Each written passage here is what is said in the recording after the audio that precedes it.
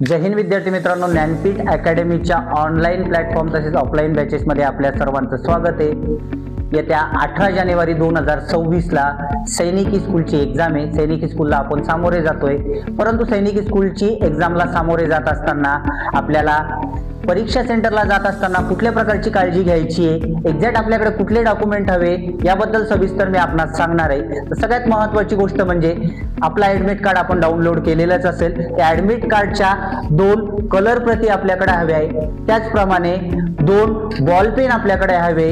त्यानंतर तिसरी आणि महत्त्वाची गोष्ट, आयडेंटिटी प्रूफ साठी एकतर स्कूलचा आयडी असेल किंवा ज्या विद्यार्थ्यांकडे स्कूलचा आयडी नसेल त्यांनी जर कदाचित आधार कार्डची झेरॉक्स किंवा ओरिजिनल आधार कार्ड सोबत ठेवायचंय आणि हे सर्व डॉक्युमेंट सोबत ठेवून निवांतपणे आपला सगळा अभ्यास झालेला आहे। सैनिकी स्कूलच्या एक्झामला सामोरे जायचंय।